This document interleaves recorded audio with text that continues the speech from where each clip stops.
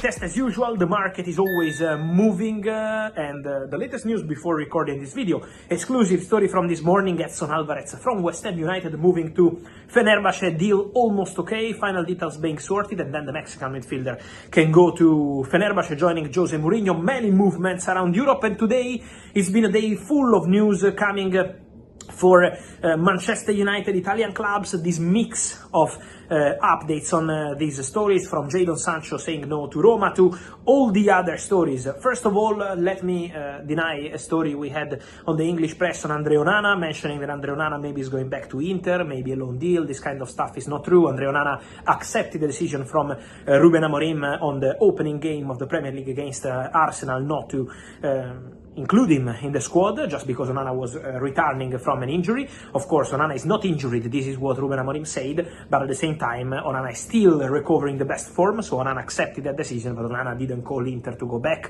Onana didn't make any kind of move to leave the club, and the last contact, as far as I'm aware, was with the Saudi clubs at the end of May, beginning of June, then nothing else happened, and so at the moment, still no movements on this one. Many reports on Joshua Zirkzee and Napoli, because Napoli are looking for a striker after the injury of Romelu Lukaku, who will be out for more than 3 months, but Joshua Zirkzee is not on the market. So Man United have been very clear on that, Napoli know, and all the other Italian clubs interested know that Joshua Zirkzee is not available on the market. Important player for Amorim, can play as number 9, as a backup for Šeško, but also as number 10, where Mbeumo and Cunha are now starters, so for Man United he's an important player. And then Rasmus Højlund. Højlund is not an important player for Man United, in the sense that, in my opinion, he's a very important player, but at the same time Manchester United want to raise money, want to find a solution for the Danish striker, not in the squad against Arsenal, 0 minutes against Fiorentina in the friendly game. So for Højlund, Milan interest remains, but also Napoli called in the last 24 hours for Rasmus Højlund after the injury of Romelu Lukaku. So let's see what's going to happen there, but for sure also Højlund is going to be one of the topics for Manchester United in the upcoming days. From Italy, also news coming about Ademola Lookman. A long negotiation between Lookman and Inter comes to an end, at least at the moment. No agreement. Atalanta. Inter had a bid rejected already at the end of July for 45 million euros. Atalanta said no, they wanted more than that to let Lookman go, and so at the moment, between Inter and Lookman, it's over. Then, still 2 weeks to go, so we will see, but at the moment it's over. And what does it mean? That for Lookman, who announced in public a few weeks ago that he wants to leave Atalanta, now there could be new ways on the market. Keep an eye on Premier League, because Premier League clubs are aware of this situation. The CEO of Atalanta, Percassi, was in England in the last few weeks to negotiate for Rodrigo Muniz. Yes, but Muniz at the moment is not leaving Fulham. But also for the situation of Ademola Lookman, to try find different clubs for Lookman, because they were not able to reach an agreement with Inter for the Nigerian striker. Let's see what's going to happen, guys, because Lookman could be an option for English clubs. At the moment, still nothing advanced, but for example, the agents of Lookman always gave priority to Inter, but now with Inter no longer being in the race, Premier League clubs could be attentive. So for example, let's see what happens at Arsenal. Arsenal are very happy with the squad they have right now up front. In terms of age, probably Lookman is not exactly the profile of player that Arsenal usually sign, but maybe if Trossard decides to leave in the final weeks, that could be an opportunity. So let's see what's going to happen. But Lookman could be an interesting name for these final weeks for Premier League clubs. Who is not going to do the opposite way is Federico Chiesa. Federico Chiesa, who scored an important goal for Liverpool. What happened with Chiesa? As I always told you, Federico was never in a bad relationship with Liverpool, with Arne Slot, with his teammates, with the fans. Chiesa loves Liverpool. He's very happy about the relationship he has with everyone at the club and with the fans who love him, absolutely love him. But Federico Chiesa, around June and July, had this feeling that he had to leave Liverpool if he wanted to go back into the Italian national team, try to reach the World Cup and more. So Chiesa was like, I don't want to leave, but I have to leave, because this is the only opportunity. Then Luis Diaz leaves. Darwin Núñez leaves. No more winger joining, with Liverpool focusing on Alexander Isak, so a striker, not a winger.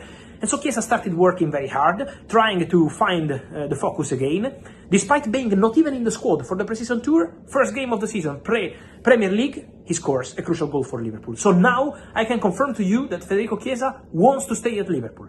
His agent also informed the Liverpool that the desire of the player is to stay. Is not to negotiate with Italian clubs anymore, but is to stay at Liverpool, compete and fight for his place. Then guys, there are still 2 weeks to go, so we will see, maybe some Italian club will try with a bid, but as of today I can guarantee to you that the decision of Federico Chiesa and the information from the agent of Chiesa to Liverpool is that the player wants to stay at the club, fight, give his best and try these months at Liverpool again. So good luck to Federico Chiesa, who is finally back in good shape. Then guys, I wanted to mention something also on another story, and is the one of Diogo Costa. Guys, at the moment I see many fans talking about that one, but as far as I'm aware, at the moment Porto are not selling Diogo Costa for 20 million euros, despite all the rumors we are having in the recent days, and the focus of Galatasaray as a main target remains Ederson, but a higher fee is needed to convince Manchester City on the deal. 10 million euros, exclusive news from a few days ago, is still not enough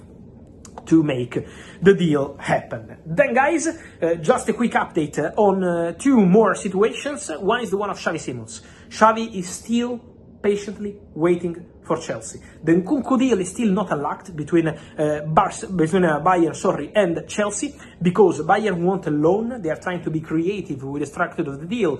Loan with an option to buy could become an obligation, so they are trying to be creative with that one. Chelsea insists permanent transfer is the only way for Nkunku. So there is still a gap between the 2 clubs, but the negotiations are still ongoing and will continue from tomorrow. The last contact between the 2 clubs was on Sunday, and they will continue from tomorrow. So let's follow the situation in the next hours. Tomorrow, I mean Tuesday, obviously still Monday while I'm recording this video. And then Xavi Simons still patiently waiting. So this is the double story for Chelsea and Bayern. What I can tell you is that Xavi Simons really wanted this move to happen before, because Xavi Simons really can't wait to go to Chelsea. When you see Xavi mentioning ring ring, his celebration, we know that, but it's also a message to Chelsea. So Xavi is doing his very best. Then he's playing with Leipzig because Xavi doesn't want to break his relationship with Leipzig. He wants to finish in a respectful way. He doesn't want to go to war. Going to war with Red Bull Leipzig usually doesn't even work.